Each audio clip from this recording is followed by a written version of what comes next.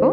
मैं दीप्ति शर्मा एक बार फिर आप सबके सामने हाजिर हूँ व्याकरण सिखाने की अगली कड़ी लेकर। आज जो विषय मैं आप सबके सामने लेकर आई हूँ वो विषय है विकारी और अविकारी शब्द।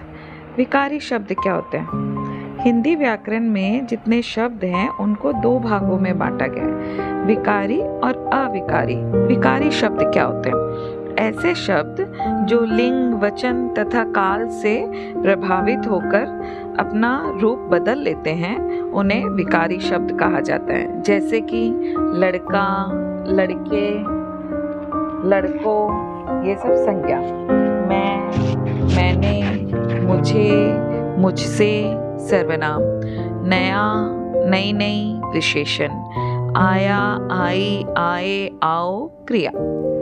जिन शब्दों का किसी वाक्य में प्रयोग करने से उनके रूप में परिवर्तन आ जाता है तो वह विकारी शब्द कहलाते हैं।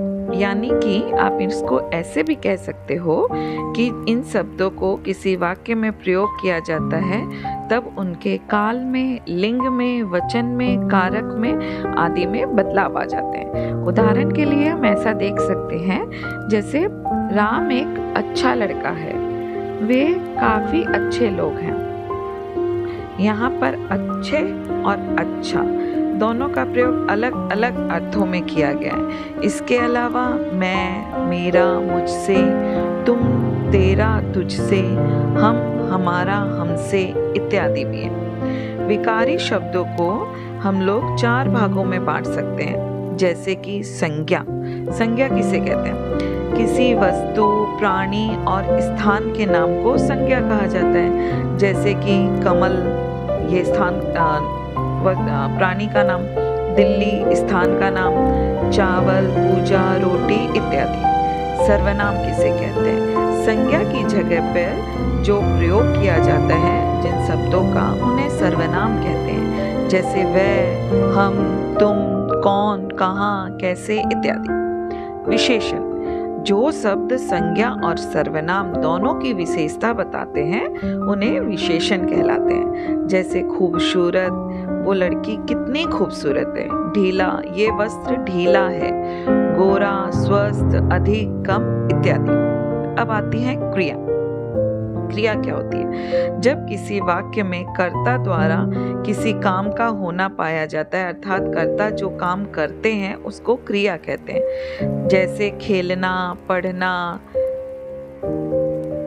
सुमित्रा पढ़ रही थी, भागना, झूलना, जाना इत्यादि।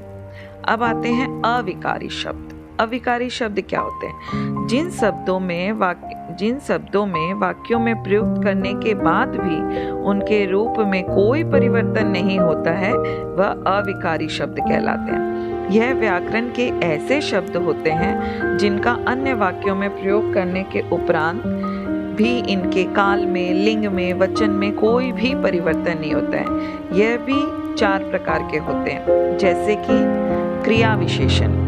मुख्यतः शब्द जो क्रिया की विशेषता बतलाते हैं वह क्रिया विशेषण कहलाते हैं। जैसे कि इधर, उधर, यहाँ, वहाँ, अब, तब इत्यादि। धार्मिक कहानियां पढ़ने के लिए यहाँ जाना पड़ेगा इत्यादि। संबंध बोधक। हिंदी व्याकरण के जो शब्द संज्ञा और सर्वनाम को जोड़ते हैं वह संबंध बोधक कहलाते हैं। जैसे दूर, पास, आगे, साथ साथ इत्यादि। समुच्चय बोधक। किसी वाक्य में मौजूद जो शब्द वाक्यों और वाक्यांशों को जोड़ते हैं वह समुच्चय बोधक शब्द कहलाते हैं। जैसे और, वह, अथवा, जबकि, किंतु, इसलिए आदि। मैं जाता अगर वो ना आता। विस्मयादि बोधक। जिन शब्दों से शोक, घृणा, सुख और दुख इत्यादि भावों को व्यक्त किया जाता है वह विस्मयादि बोधक कहलाते हैं। जैसे अरे, ओह, शाबाश, शाबाश, तुमने तो ये बाजी जीत ली, चुप, क्या, अजी इत्यादि। विकारी और अविकारी शब्दों में क्या क्या अंतर होते हैं देखिए।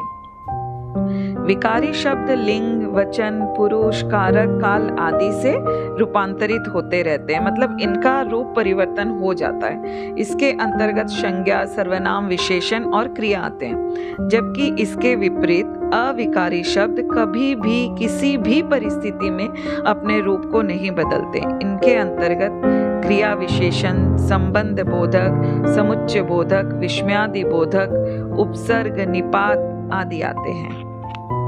ये तो हुई आज के विषय की जानकारी। जल्दी ही अगले विषय को लेकर मैं आपसे फिर से मिलूंगी। तब तक के लिए नमस्कार।